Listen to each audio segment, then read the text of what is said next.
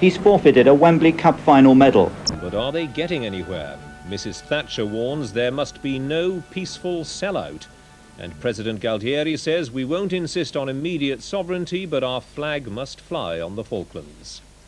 The leaders of Britain and Argentina on a day when the diplomats seem to be getting nowhere in a search for a peaceful solution. And when, on the military front, the Argentines were reported to have lost a third jet fighter in a clash with the task force. Later in the programme, we'll have a report by our man with the fleet, Brian Hanrahan. It shows Britain's warships and warplanes as they neared the Falklands. The preparations for action against the Argentines and the men of the task force, some still in their teens. Again today, though, attention's been focused on the negotiations and on remarks made by General Galtieri in Buenos Aires. He suggested that he might drop Argentina's demands for immediate sovereignty over the Falkland Islands, and that partly revived flagging hopes that a peaceful settlement may yet be found. But there's much confusion in Whitehall over precisely what he meant. And when Mrs. Thatcher appeared before MPs today, she insisted we're working for a peaceful solution, but not a peaceful sellout. At the United Nations, where the talks have been going on, Britain's ambassador said we're still in business. From New York, here's Michael Cole. Britain's ambassador, Sir Anthony Parsons, had the first session of separate talks with the Secretary-General. He said he had fresh instructions from London to deliver. On day 6, there's no disguising that it's very hard going. I just had a very serious and profound discussion with the Secretary-General on some important issues. And I can say this, that we're still in business. Did the fresh instructions mean that Britain was hardening its position? No, that seems a very curious idea. No, that's not the point at all. Though the negotiations have not bogged down, severe difficulties remain. There's hard bargaining on details of the ceasefire, the nature of the interim administration, and the terms of reference for peace talks proper. As one British source put it, the other side are quite good at poker. The Secretary-General believes that there could be success by the weekend, but the gap between the two sides remains very wide. Britain is still saying, first get off the islands completely, and then we'll talk about who owns them. To that, Argentina will not or cannot say yes. It's as simple and as complicated as that. Clarification of the Argentine position is something the British side have been seeking for several days through the Secretary-General of the UN. Tonight it's needed more than ever, following remarks made by President Galtieri in Buenos Aires. He'd been talking about sovereignty over the Falkland Islands, having always been the Argentine objective, and they were willing to talk, he said, to achieve this objective within a reasonable time. Then followed this exchange. The normal definition of negotiations normal de negociaciones, señor presidente, is a situation in which una two situación en la sides cual sit down, ambas partes se sientan ante una mesa not knowing what the final result will necessarily sin be. saber cuál será la conclusión final desde un principio. Are you prepared to hold ¿Está those usted kind of talks with Britain? preparado para llevar a cabo ese tipo de discusiones? Sí, señor. Yes, sir. Reconociendo la habilidad diplomática histórica de la Gran Bretaña, que la reconocemos porque es toda una historia. Recognizing the British diplomatic ability, because we do so because it's a historical ability. También nosotros, que somos buenos alumnos, We that are good pupils, estamos en condiciones de sentarnos a la mesa diplomáticamente we can also sit at the table diplomatically para acordar los puntos de vista que, buscando la paz, to agree upon the viewpoints, diplomatic views, that in looking for peace nos lleven a lograr lo que desde 1833 está buscando la Argentina. will enable us to find what since 1833 Argentina is seeking for. So, sir, are you actually prepared O sea, to que pull usted está down the dispuesto, Argentine flag señor on the presidente, islands in a order to arriar get la those bandera argentina de las negotiations Malvinas para que comiencen las negociaciones y llegaría a ese extremo? No, señor. Well, Whitehall has been making much of the problems they have working out who says what and with what authority. What an Argentine official in New York says probably carries little weight back in Buenos Aires, and even the statements by the Foreign Minister Costa Mendes have been doubted because he's not a member of the junta. Here, however, we have had President Galtieri himself saying that he's prepared for talks with no prejudged conclusion on Argentine sovereignty. That, si, senor, seemed emphatic enough. But a Foreign Office source said tonight, to us it seems to be part and parcel of the confusing signals we've been getting over the past few days. The Foreign Office quote Mr. Costa Mendes saying only yesterday that negotiations must lead to Argentine sovereignty. They quote General Iglesias, President Galtieri's senior aide, as saying negotiations should follow a sure and guaranteed route to Argentine sovereignty. And Whitehall sees President Galtieri's comment tonight after that si, senor, when he talked about agreeing on a viewpoint that will enable the two sides to find what Argentina wants, sovereignty, as falling into that category. One Foreign Office source said tonight, we think they're trying to give the public impression that they're prepared to hold unprejudged talks, while not really softening their intransigence at all. But the Foreign Office are studying General Galtieri's remarks. We will pursue any possible path to a peaceful solution, was one comment, with the added words, we will, however, do whatever is necessary to get the Argentines out of the Falklands. And tonight the betting in Whitehall is still that only force will do that. Whatever may be happening abroad, Mrs. Thatcher has told the Commons she's working for a peaceful solution to the conflict, not a peaceful sellout. But some Tory MPs are worried in case that's what's going to happen. This evening, Mrs. Thatcher returned to Downing Street. Earlier, she'd had meetings of both the inner and the full cabinet, and she stayed for part of the debate on the Falklands. Our parliamentary correspondent, Christopher Jones, assesses the mood at Westminster. The Conservatives are restless. They thought that they detected a whiff, at least, of a sellout in the latest government moves, and they wanted the government to understand that they weren't having it.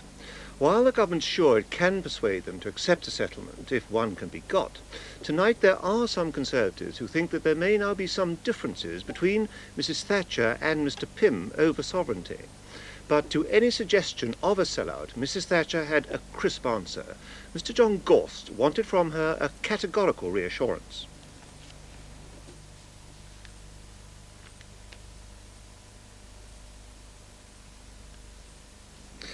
Well, Mrs. Thatcher said definitely no sellout. Mrs. Thatcher took care to tell the House that she didn't accept in any way Argentine claims to sovereignty as a precondition to talks, and Mr. Francis Pym dispelled any doubts whatever about our claims to sovereignty. Then he added this, the phrase that backbenchers noted.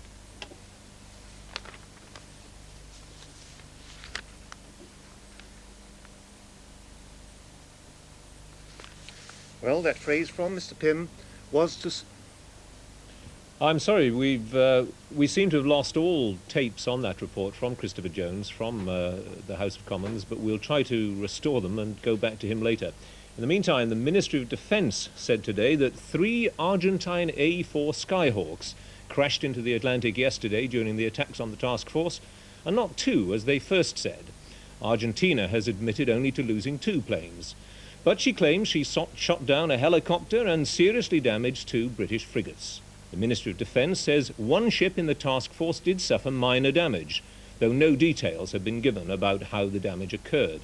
But the ship was probably acting as a radar picket. Our defence correspondent Christopher Wayne explains. Both HMS Hermes and HMS Invincible have their own powerful radars, but their range is limited, and they might not detect Argentine jets approaching fast and low in time to scramble Sea Harriers. So the task force commander has outlying pickets, frigates or destroyers up to 100 miles away. Their radar pictures are beamed to the carrier operations rooms. The pickets are vulnerable to air attack. That's how HMS Sheffield was lost last week. And the airstrikes yesterday were part of a determined effort to sink another picket. They were beaten off at a cost of 3 Argentine Skyhawk jets and minor damage to a Royal Navy ship. There were no British casualties. There's an air of desperation apparent in these Argentine attacks. They've been calculating ship speeds, and they know that British troop ships are now close to the carrier group. So there's not much time left for Admiral Anaya, the Argentine Navy chief, to prevent Admiral Woodward from invading the Falklands. The 3,000-man reserve force of troops who sailed yesterday in the QE2 are already well into the Atlantic. Today, their backup force of helicopters started joining the converted container ship Atlantic Causeway in Plymouth Sound. She spent just 6.5 days in dockyard hands before taking 2 squadrons of helicopters. One of the squadrons, number 825 from Culdrose in Cornwall, was only formed 10 days ago. Now the 10 Sea Kings and 30 pilots and air crewmen are settling down to life on a 15,000-ton merchantman. The trip to the Falklands will take about 3 weeks. But it's not the reserve force that's worrying the Argentines, it's the assault troops aboard the Canberra and other troop ships. As Robert Fox reports, they're now preparing for action. Canberra are now being prepared for battle stations. In the restaurants and bars, plate glass doors and partitions are now swathed in masking tape in case broken glass cascades across the ship if it's hit. Men have been ordered to shave beards so gas masks can be worn. It's still not known if the Argentinians have poison gas, despite it being outlawed by international convention. The troops aboard are now being given last-minute drills and training with extensive intelligence briefings about the kinds of troops and weapons deployed by the Argentinians on the Falklands themselves. Even the men of the press have been given a course of lessons in first aid in battle. Most units now have the ammunition, weapons and spares for the amphibious assault, which every soldier now feels is certain to take place. 189 prisoners captured when Britain reoccupied South Georgia have been repatriated to Argentina. They were flown from Ascension Island to Montevideo in Uruguay under the auspices of the International Red Cross. They'd been taken from South Georgia to Ascension aboard a Royal Fleet auxiliary vessel after their capture 2.5 weeks ago. In addition to 39 civilians, 150 Argentine soldiers who'd surrendered to the British task force made the sea passage as prisoners in a British ship. At Ascension, they were handed over to the Red Cross for the flight to Montevideo. It's from there that Bob Simpson reports. They came from Ascension Island on a Dutch plane chartered by the Red Cross. Before they left, they were interviewed to check they had no complaints against their British captors. The men were driven from Carrasco Airport to the docks 12 miles away in military buses. They waved and gave the victory sign as they arrived, accompanied by a Red Cross delegate. Waiting newsmen were kept away, apparently at the request of the Argentine government. But in any case, the Uruguayan government isn't keen on publicity. It goes against their policy of studied neutrality. Armed guards kept cameramen and reporters well away from the Argentine Navy ship from which a few prisoners chose to have a last look at Uruguay. Within minutes, their ship, it used to be a ferry, headed out from the quay towards the River Plate. The crossing should take about 8 hours. Then, no doubt, when the men arrive in Argentina, the government there will extend its propaganda campaign, already underway, claiming the men were mistreated while in the hands of the British. One of the Argentines taken prisoner on South Georgia who won't be going home just yet is Lieutenant Commander Alfredo Astiz. He's being held on Ascension Island while the British government decide what to do with him. The French and Swedish governments want to question him about the shooting of a Swedish girl and the disappearance of 2 French nuns 5 years ago. According to sources in Sweden, France and Spain, Astiz was at one time in charge of a camp where left-wing suspects were held for interrogation and where hundreds were tortured and died. The Foreign Office says his rights under the Geneva Convention will be scrupulously observed. President Galtieri of Argentina has apologized in person to the British television crew kidnapped by unidentified armed men and later dumped, unharmed or virtually naked, 30 miles from Buenos Aires. They'd been working for Thames Television's TVI program when they were abducted at gunpoint in broad daylight in Buenos Aires. From there, Christopher Morris reports. Just before they were seized, the 3 Britons were involved in an incident outside the Argentine Foreign Ministry. The minister, Senor Costa Mendes, was jostled by waiting newsmen and seemed angered by this. Security police checked the credentials of the British television crew. Minutes later, their ordeal began. They were abducted by at least 6 armed men as they left the ministry building in the center of Buenos Aires in a taxi. As we pulled away, one car just slipped out in front of us, another one immediately behind us. And I got out of our car to see what was going on and was immediately grabbed by one of the people from the other car and bundled into it. When I tried to pull away, he pulled a gun on me and forced me into the car. And then what happened? Well, what then happened was what one might describe as, I think I could describe as probably the most unpleasant, the most terrifying experience that I've ever had. It was an experience in which, on at least 3 occasions, I felt that my life was in acute danger. We were in the custody of armed men, possessing official equipment, driving in official cars, appointed to do an official task by a particular interest group within this country. The Britons were freed 5 hours later, robbed of their camera equipment and dumped naked at the roadside 30 miles from Buenos Aires. A police guard has now been provided outside the hotel where about 500 foreign journalists are staying. General Galtieri invited the 3 Britons to the presidential palace after they'd been released. He's ordered a full investigation, since the abduction of the television team was the second such incident in 2 days. Those responsible are said to be trying to discredit and destabilize the Argentine government. Support for the military junta's hardline stand on the sovereignty issue has even come from the outlawed Peronist opposition party. This was the first political rally they'd been allowed to hold for 6 years. Alongside a huge picture of the late Argentine dictator, General Juan Perón, the party leaders said they'd not accept negotiation over the Falkland Islands without the precondition of Argentine sovereignty. The Peronists roared their approval. But there was criticism of the Argentine government too, and a demand that the people be allowed a voice in the important decisions now being taken over the Falkland Islands. The Peronists want the people of Argentina to make sure that the diplomatic and military efforts end with the recognition of sovereignty. What in Britain is a cause for the government is, say the Peronists, a cause of the Argentine people. While the negotiations continue at the United Nations and further conflict looms in the South Atlantic, Argentina's biggest neighbour, Chile, is anxiously following developments. She has a long-standing territorial dispute with Argentina in the south. And it's from the Chile-Argentina border in Patagonia that our correspondent Brian Barron reports. Winter snow is falling on the Andes, so the drovers of Patagonia are moving their livestock to the milder grazing lands of the south. Such treks of 100 miles are taking place in both the Argentine and Chile. Hardly the precision of one man and his dog, but the mongrels have a style and a bark of their own. The old relaxed days when drovers could move freely across the international frontier that divides Patagonia have vanished during successive crises between the 2 countries. But these scenes retain their grace and magic as the drovers leave the frontier zone and pass through Chile's last hope province. There's even a helping hand for the animals that can't make it themselves. Here, as far as the eye can see, stretch the weird remains of forests that burned down long ago. One farmer who's staying put is Roderick McLean, a second-generation Chilean with nearly 12,000 acres of grazing land. He accepts the reasons behind Chile's neutral stand over the Falklands crisis, but like many here, hopes for decisive British action. We want you to remove the Argentines off the island, I feel, and please do not equivocate.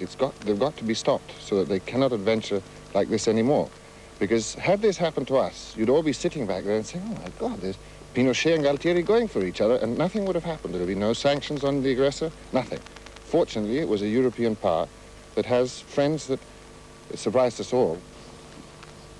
It seems a tranquil part of Patagonia, far removed from dangers of war. But even here, there's evidence of military tension, quiet preparation. A country road in Chile, but it's an obvious invasion route for Argentine tanks. So the Chilean army has built a minefield alongside it. The Chileans have learned the hard way to beware of the unstable Argentines. Now back to that debate in the Commons in which Mrs Thatcher said she does not want a peaceful sellout. Here's Christopher Jones again. Well, as I was saying before the electronic gubbins got in the works, I was saying that the Conservatives are restless. They thought that they'd detected a whiff, perhaps, of a sellout in the latest government moves, and they wanted the government to understand that they weren't having any of it. While the government's sure it can persuade them to accept a settlement, if one can be got, tonight there are some Conservatives who think there may now be some differences between Mrs Thatcher and Mr Pym over sovereignty. But to any suggestion of a sellout, Mrs. Thatcher had a crisp answer. Mr. John Gorst wanted from her a categorical reassurance. I have seen various reports in the press. May I make it perfectly clear? We are working for a peaceful solution, not a peaceful sellout. Yeah. Mrs. Thatcher's reassurance. Well, Mrs. Thatcher took care, too, to tell the House that she didn't accept it in any way that Argentine claims to sovereignty should be a precondition to talks. And Mr. Francis Pym dispelled, he said, any doubts whatever about our claims to sovereignty. Then he added this, the phrase that backbenchers noted. We did not, before the invasion, rule out discussion of sovereignty in negotiations with Argentina. Again, successive governments have taken the same position under both parties. We still remain willing to discuss it as one of the factors in negotiations about the long-term future. Well, certainly some Conservatives did think that Mr. Pym was hopeful of a peaceful solution. We hadn't lost sight, he said, of our aims or of our principles. Our military pressure went on, we were ready to use it, and the choice now lay with those who rule Argentina. Much support for Mr. Pym's line from Mr. Dennis Healey, and there could be some useful votes for the government from Labour if Conservatives did get restless over a settlement. Don't be put off by the militarist tendency of some of your side, Mr. Healey told Mr. Pym. And Mr. Edward Heath, in his first speech on the Falklands, gave his wholehearted support, he said, to the Prime Minister and to the government. But he urged them to remember that President Kennedy had settled the Cuba crisis by giving Khrushchev a way out. When one is dealing with an opponent, I think, if I may say so, after many negotiations, it is wise to look over the hill and see what their position is, and to recognize that it is sometimes prudent and indeed wise, quite apart from being magnanimous, as Churchill said, to give, at any rate, some way out, if they are sensible enough to take it. Mr. Heath angered some Conservatives when he said it wouldn't be right to give the Falkland Islanders the veto on any solution. The implications for this country were so great, said Mr. Heath, that he didn't think the government was any longer justified in taking such a position. Mrs. Thatcher was urged today to call off what a Labour MP described as a dangerous vendetta against the BBC over its handling of the Falklands conflict. Mr. Arthur Davidson made his demand during Prime Minister's question time, and our parliamentary correspondent says Mrs. Thatcher noticeably avoided a further opportunity to attack the BBC, instead pointing out we all have a right to free speech.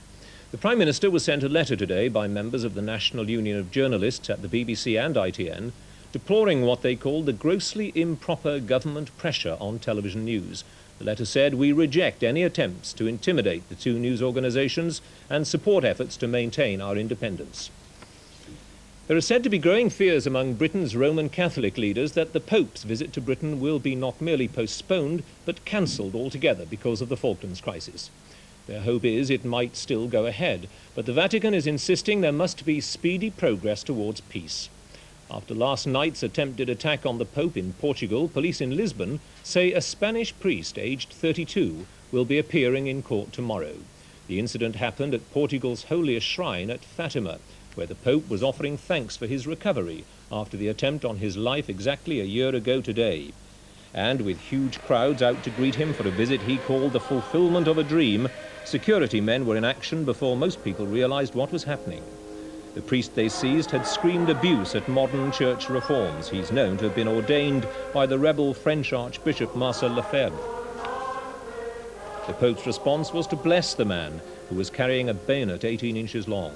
Whether he actually lunged at the Pope is now doubtful, but one policeman said to have been slightly hurt during the arrest. The evening's programme continued on schedule, despite advice from some of the Pope's aides that it should be abandoned.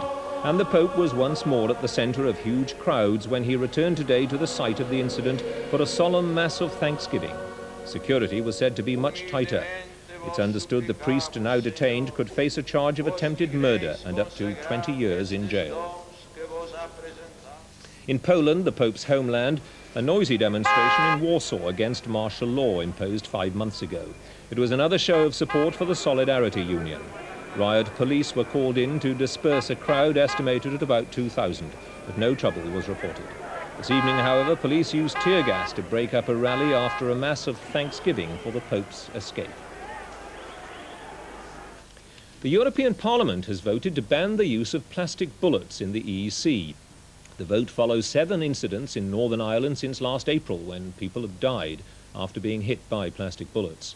The Northern Ireland office has said that it notes the Parliament's decision, which is not binding on member governments. Left-wing candidates have won control of the biggest civil servants union, the CPSA.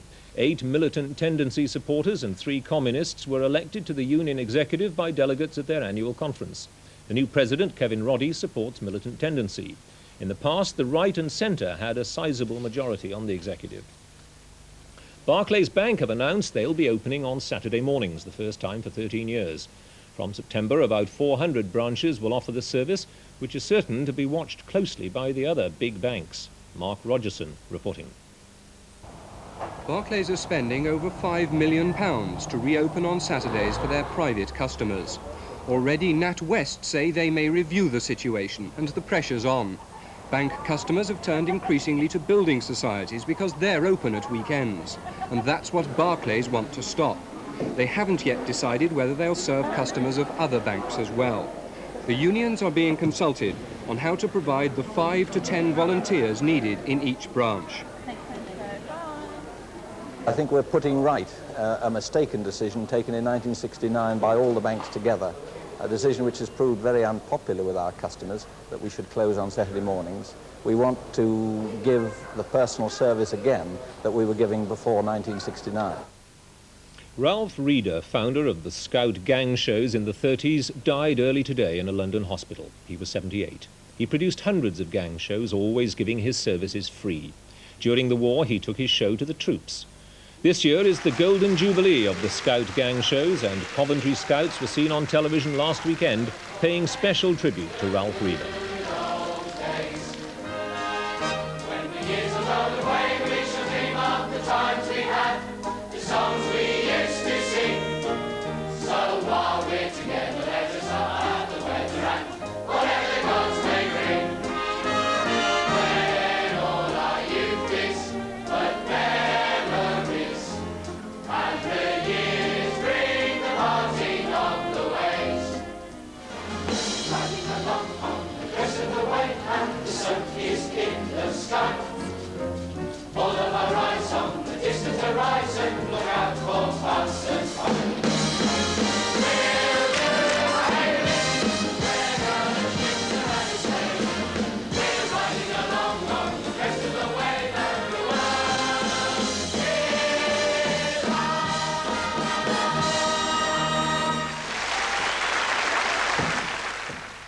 Tribute to Ralph Reeder. And now back to the Falklands and to the latest pictures we've received of the task force.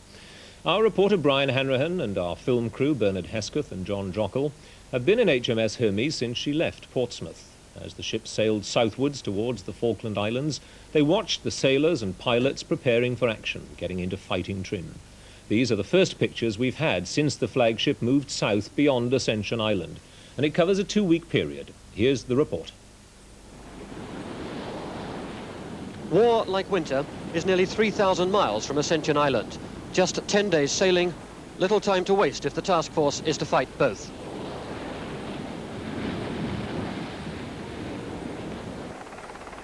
The armaments officer has taken over a section of the flight deck now and spread out his wares. Each marked with a yellow band to show it possesses a live warhead. The Sidewinder missile, slim and lethal, the principal air combat weapon.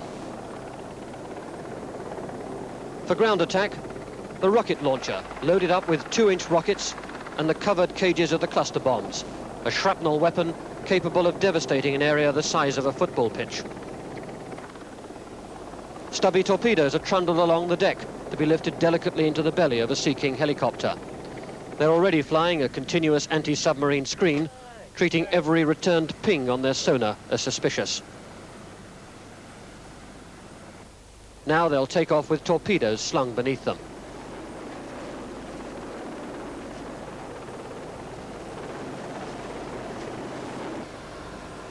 The Harriers use their last hours before we come within air range to practice their bombing, lobbing their loads at a splash target towed behind Hermes.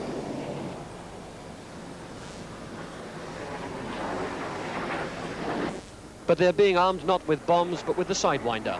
Before they can use the airspace, they expect to have to fight to control it. The first contact comes on the Queen's birthday. The Harriers scream off to intercept an Argentine reconnaissance plane, a Boeing 707. While they're in the sky, the ship at action stations fires a 21-gun salute. After this, there'll be no more blanks.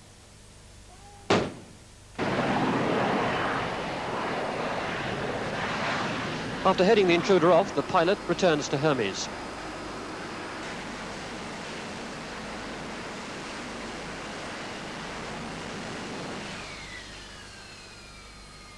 Well, I was scrambled for a contact that the ship's radar had picked up and intercepted the contact with my radar and found that it was an Argentinian Air Force transport aircraft, a Boeing 707. What did it look like? Well, it was just a standard 707 with Argentinian military colours on and roundels and an Argentinian flag just under the nose. And having got up there, what did you do? I just was under orders to identify the aircraft and shadow it, which I did. Although I was carrying live weapons, I was ordered not to use them. How close did you get? I got on his wingtip in sort of close formation with him, so I could read everything that was written on the side of the aircraft and give it a good close look. From then on, as we plunge further into the greying seas, the planes are on alert, waiting on the deck like notched arrows, their pilots sitting in the cockpit. As the ranges shorten, they spend more time in the air, flying combat patrols. The Harrier has limited range and speed, but immense maneuverability, and in this the pilots put their faith. Just as it can hover above deck, it can stand still in combat, putting it above and behind its opponent, the strike position.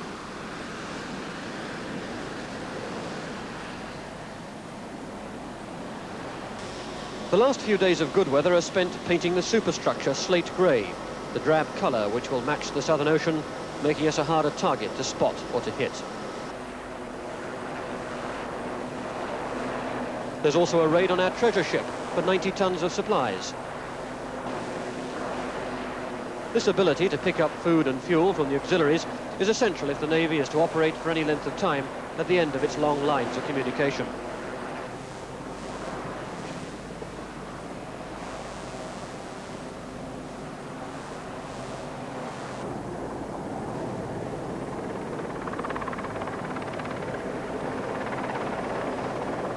The sacks and the boxes, peas and coffee and rice and salt and much, much more. All of them have to be manhandled away through the long passages to the storerooms below deck. Modern wars are won as much by management services as firepower. Like people, ships fight better on full stomachs.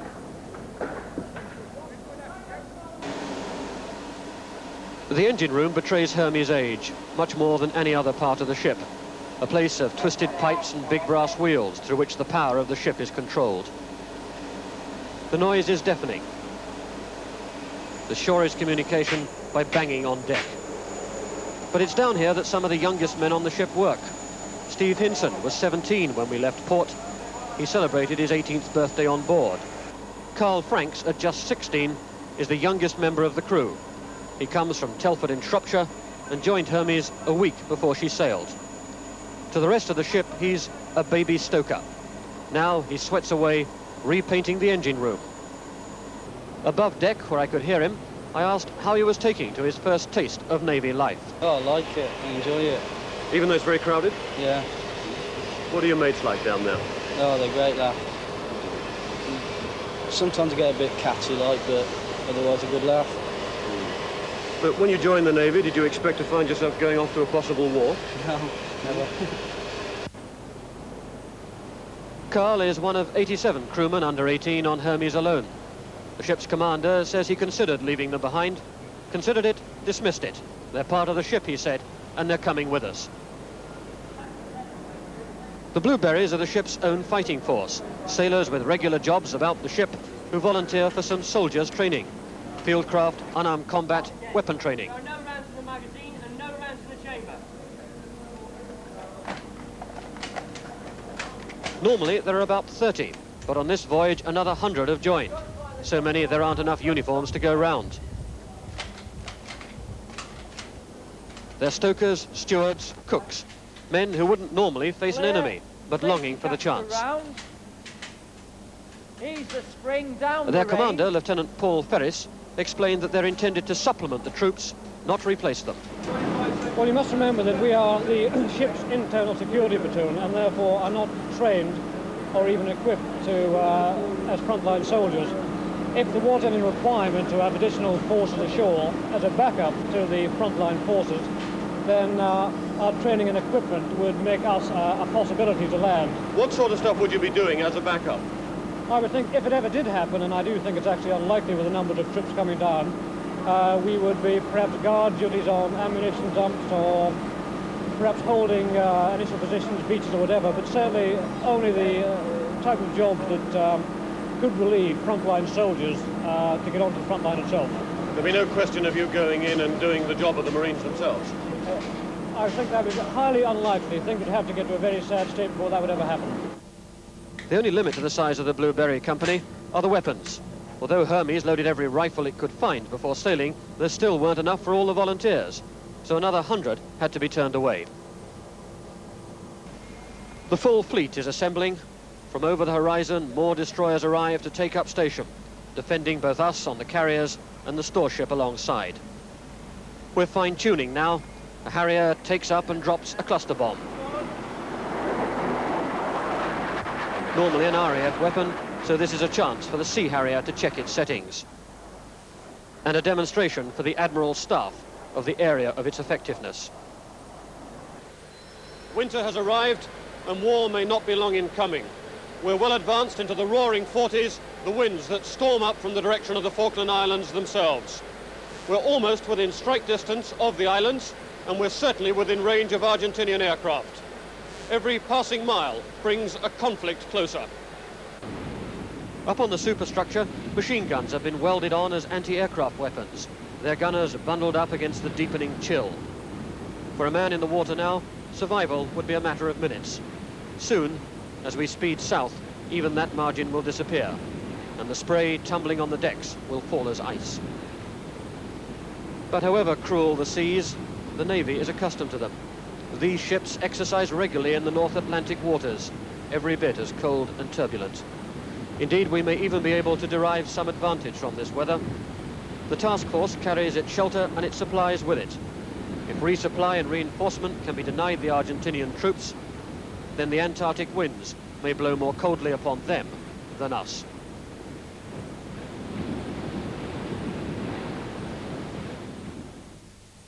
Brian Hanrahan, the voice of the BBC, sailing south with the task force. In London, the voice of the Defence Ministry is Ian MacDonald.